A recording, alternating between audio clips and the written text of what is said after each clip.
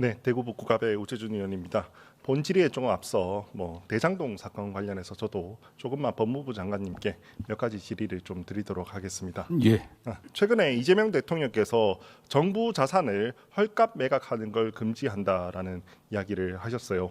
이 부분 알고 계시죠? 예, 좀 직접 들었습니다. 예, 모든 사실관계를 다 파악하고 문제시 엄정 조치를 하겠다라는 이야기를 이렇게 하셨잖아요. 이번에 대장동 사건도 사실은 보면 이 대장동 개발권이라는 부분을 민간업자에게 헐값으로 매각한 게 이 사건의 본질 아닙니까?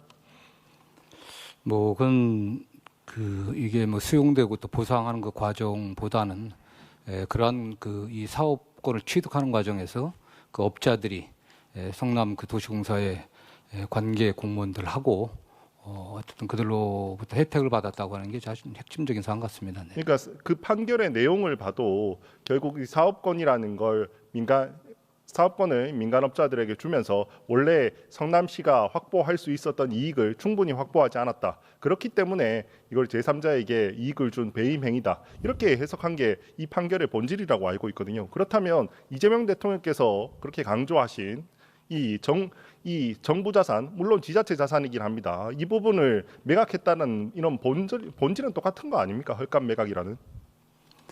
그 헐값인지 아닌지는 이 법원 판결의 내용에 들어있지는 않습니다. 다만 이 사건과 관련해 갖고 그 당시 성남시장이었던 이재명 대통령에게 보고됐거라든가 또 이재명 대통령이 같이 협력했다고 하는 그런 것은 사실과 다르다고 생각합니다. 네. 대통령께서 이렇게 정부 자산 헐값 매각에 대해서 이렇게 강조까지 최근에 하셨는데 대장동 사건에 관해서는 이 결과에 대해서 별로 궁금해하지 않으시던가요?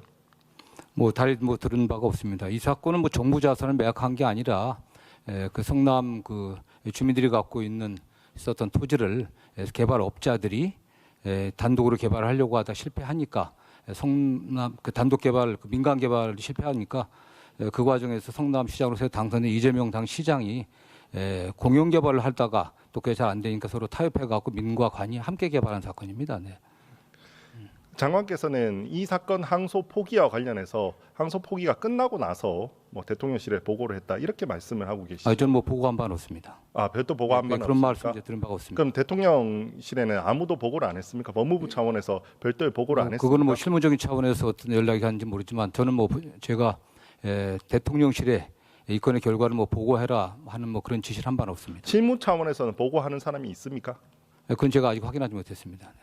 통상적으로 중위 사건 관련해서는 관련 그 비서관들에게 연락을 주고받고 있는 것으로 알고 있습니다. 어떤 비서관한테 연락을 주고받습니까? 지금 민정수석실의 비서관들 아니겠습니까? 법무부에서는 누가 이거를 관장을 합니까? 그러면 법무부의 누구와 그다음에 그 대통령실에 누가 주로 이런 소통을 합니까?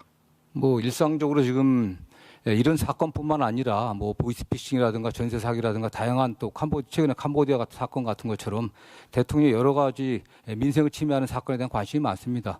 그래서 누가 보통 이렇게 소통하는 라인입니까? 통상적으로는 우리 법무차관이나 또는 검찰국장이 되게 통화하는 것으로 알고 있습니다. 그럼 이 사건 같은 경우도 그분들이 대통령실에 보고했을 가능성도 있습니까? 저는 그건 제가 추측할 수는 없습니다. 네. 그 부분에 대해서 장관한테 말을 하지 않습니까? 이런 부분을 대통령실과 이야기했다라는 부분을 이야기하지 않습니까? 대통령실 보고 관련해서는 저한테 의논하지는 않습니다. 네. 이 사건 같은 경우는 대통령께서 공범으로 직접 이렇게 지금 기소가 된 상황에서 중지된 사건이고 최근에 이렇게 그 재산 매각에 대해서는 굉장히 대통령께서도 관심이 많으신데 이 점에 대해서 장관한테 어떻게 대통령실과 이야기한다 만다라는 부분에 대해서 어떠한 보고를 하지 않습니까? 그런 사실 없습니다. 네. 네, 알겠습니다. 두 번째로 이재명 정부의 1호 법안이 혹시 뭔지 알고 계십니까? 죄송합니다. 제가 생각이 나지 않습니다. 1호 법안은 검사징계법입니다. 2, 3, 4호 법안이 3대 특검이고요. 1호 법안은 검사징계법 개정안입니다. 그 내용은 기존에 있었던 검찰총장만 기존에는 검사에 대한 징계권을 가지고 있었습니다. 그걸 법무부 장관, 정무직인 법무부 장관까지 확대하는 걸 골자로 하는 게 이재명 정부의 1호 법안입니다. 혹시 이번에 검사들이 그 항소 취소하라는 지시를 무시하고 만약에 항소 포기하라는 지시를 무시하고 만약에 항소를 했으면 징계의 대상이 될 수 있습니까? 저는 뭐 가정적인 상황 같습니다. 저는 뭐 항소 취소하라, 항소를 포기하라라고 지휘하지는 않았기 때문에 저는 뭐 거기에 대해서는 제가 뭐 다른 가정적 상황을 전제를 해갖고 징계를 얘기할 사항은 아닌 것 같습니다. 이재명 정부에서 이렇게 1호 법안으로 검사 징계법을 만들 정도로 중요하게 생각했잖아요. 그러면 이 사건은 어떻게 판단해야 됩니까? 이런 상황을 가정하고 혹시나 그 법안을 통과시킨 겁니까? 그렇지 않습니다. 네. 그러면 지금 항소 포기에 대해서 비판하는 검사들이 많이 있죠. 네, 그렇습니다. 그분들은 징계의 대상이 됩니까? 다만 뭐 항소 포기에 관련해 갖고 뭐 다른 이견이 있을 수 있다고 저는 생각합니다. 다만 그러한 사항들을 이견을 집단적으로 예를 들면 연판장을 돌려가면서 의견을 구해 갖고 행동하는 것은 바람직하지 않다고 생각합니다. 오늘 아침에 중요한 기사가 났습니다. 법무부 차관께서 세 가지 안을 이렇게 검찰총장 대행한테 줬는데 모두 다 항소 포기하라는 그런 지시였다라는 취지의 기사였습니다. 그 기사 혹시 보셨습니까? 네, 저는 뭐 아직 아침에 오늘 예결위 질의가 많아갖고요. 신문 기사는 보질 못했습니다. 아주 중요한 기사인데 그 부분을 아무도 알려주지 않던가요? 점심시간도 있었고 오늘 아마 이 안건과 관련해서 정말 많은 질문이 나올 거라는 걸 예상하고 제목 정도만 있었습니다. 들었습니다. 네. 그러면 그 부분에 대해서 법무부 차관님한테 이게 어떻게 된 건지 혹시 이야기를 들으셨습니까? 뭐 차관은 오전에 소위에 들어가갖고 예산 심사를 해갖고 점심 때 잠깐 봤습니다. 네. 사실 장관님께서는 그냥 신중하게 검토하라 이 정도 말했다고 이야기를 하시잖아요. 그렇게 지금 설명하고 계시잖아요. 예, 그렇습니다. 네. 법무부 차관이 그걸 뛰어넘어서 아주 구체적인 세 가지 안을 나에게 검찰총장한테 줬고 그게 모두 항소 취소하라는 항소 포기하라는 그런 말이었으면 꽤나 아주 구체적으로 직권 남용이라든지 권리행사 방해가 될 수도 있는 사안인데 지금 이렇게 주목받는 사건에 대해서 이 부분에 대해서 확인해 보지 않으셨나요? 저는 뭐 차관이 어떻게 대검에 전달했는지 잘 모르겠습니다. 다만 지휘를 하려고 하면은 뭐 관행적으로 서면 또는 공문으로 해왔습니다. 저도 제가 장관 취임해갖고 개별적 사건에 대해서는 원칙적으로 좀 지휘를 할 생각이 전혀 없었고 뭐 지금까지도 사실 많은 사건들을 보고받았지만 그런 식의 지휘를 한 적이 없습니다. 다만 사건에 관련해 갖고 이러저런 보고 자체라는 게 아무런 의견을 제시하지 않는다고는 보고 의미가 없는 거 아니겠습니까? 의견을 제시한 적은 여러 사례가 있습니다. 그와 관련해 갖고 법무차관께서 장관의 생각을 어떤 의도로 받아들였는지 모르겠지만 그렇게 해 갖고 전 지시했다고 생각하지는 않습니다. 네. 이 건 관련해서는 오늘 향후에 저녁 시간도 있고 하잖아요. 네. 다시 한번 확인한 다음에 답변을 해주셔도 괜찮겠습니까? 네, 그렇게 하겠습니다. 예. 그다음에 민사 재판을 통해서 손해를 회복할 수 있다라고 이야기를 하셨던 걸로 보입니다. 네네. 근데 이번 판결문에는 이런 문구가 있습니다. 현재 피해자 공사의 재산 반환 청구권 또는 손해배상 청구권 행사 등 피해 회복 조치는 심히 곤란한 상태로 보이는 바 뒤늦게나마 피해 회복 과정에서 국가가 개입하여 범죄 피해 재산을 추징한 다음 이를 다시 피해자에게 환부하는 조치를 취함으로써 신속한 피해 회복을 도모할 필요성이 크다라는 이런 문장이 있습니다. 여기에 대해서 혹시 어떻게 생각을 하십니까? 저는 모르겠습니다. 이미 법원에서도 현재 배임액을 갖다 명확하게 특정할 수 없다라는 이유로 무죄 선고가 났습니다. 다만 이미 한 2천억 상당의 금액들이 지금 보전 처분돼 있기 때문에 성남도시공사가 실질적인 손해를 회복하려고 하면 그 부분을 가려고 그냥 별도로 가압류를 해야 됩니다. 결국 업무상 배임은 남아 있기 때문에 1심 선고형들이 가볍지가 않습니다. 지금 피고인들이 전부 항소를 했는데요. 저희가 항소심에서 그런 중환형들이 유지되고 그 과정에서 업무상 배임과 관련해 갖고 또 엄밀하게 공소 유지하게 되면은 민사소송에서 피해 입증하기도 좀 가능하다고 생각합니다. 예, 최근에 남욱 피고인 남욱 같은 경우는 계속해서 진술이 좀 변경되는 측면이 있죠. 혹시 장관님 생각에는 왜 그렇게 진술이 변경된다고 생각하십니까?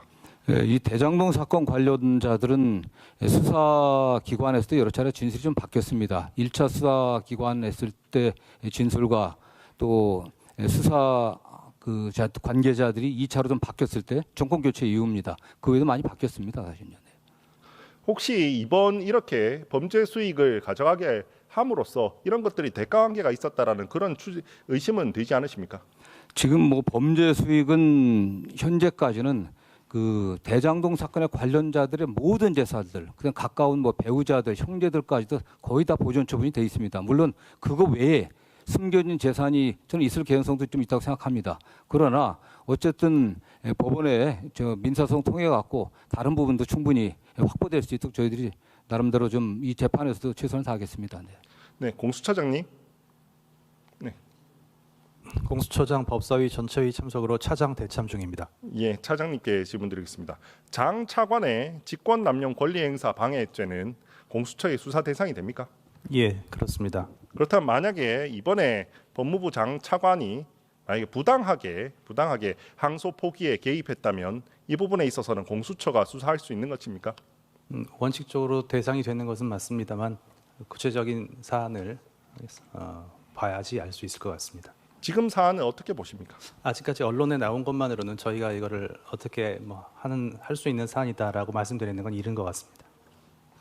이미 수많은 정황들이 있는 걸로 보입니다. 그리고 증거를 빨리 확보해야 될 수 있는 사안이라고 보입니다. 지시관계나 이런 부분들은 휴대폰이라든지 여러 문서라든지 이런 부분들이 남아있는 부분들의 증거를 아주 빨리 확보해야 하는 사안으로 보입니다. CCTV 같은 것도 있을 수 있고요. 그 다음에 각종 당시에 항소를 해야 한다고 주장했던 검사들의 검토 의견서 같은 것들, 그게 법무부에 어떻게 전달됐는지, 그리고 법무부에서는 어떤 서류를 만들었는지, 만약에 장관님 말씀하신 것처럼 대통령실과 누가 소통한 사람이 있으면 어떤 경로로 어떻게 소통이 됐는지 이런 증거들 매우 삭제하기 쉬운 것들이고 빨리 증거를 확보해야 하는 걸 수 있다고 생각합니다. 공수처는 이 점을 분명히 새겨서 적절한 순간에 적절한 조치를 해주시기 바랍니다.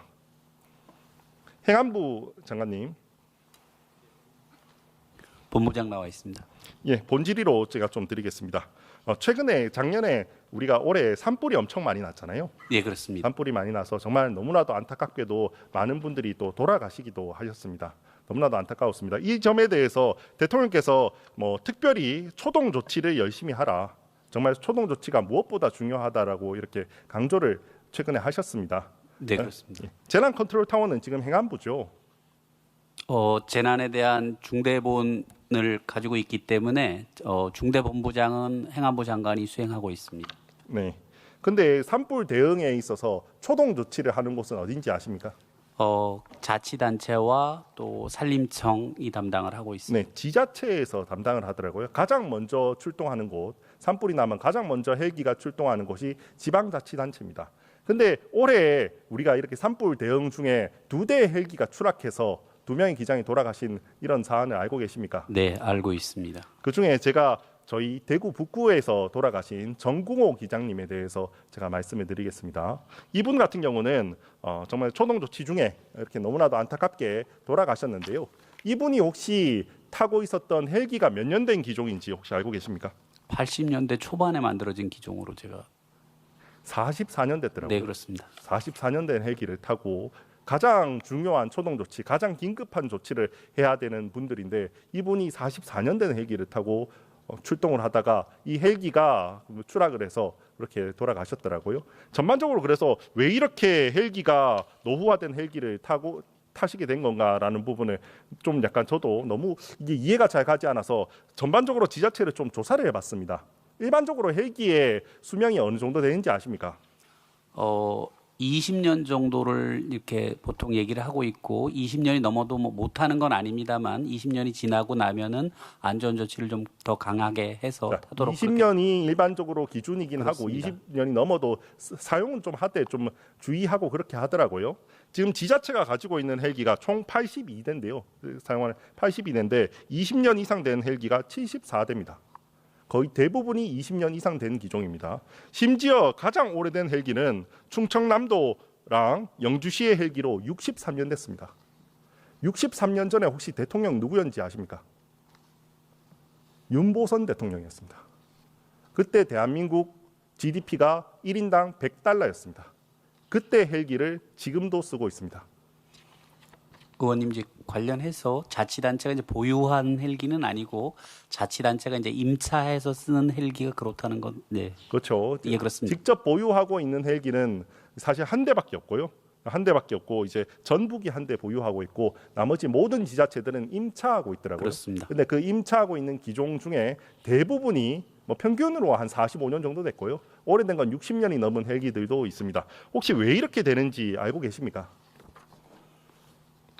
제가 왜까지는 지금 자. 파악은 헬기 비용에 있어서 혹시 중앙 정부의 예산이 얼마나 되는지 아십니까? 중앙 정부가 보조금으로 주는 것은 없는 것으로 알고 있고요. 다만 저희가 소방안전 교부세를 통해서 일부 지원을 좀 해주고 있는 것을 알고 있습니다. 소방안전 교부세만 있지 헬기 비용은 없더라고요. 그리고 헬기 연수에 대한 정확한 규정이라든지 제재라든지 규제도 없는 걸로 보입니다.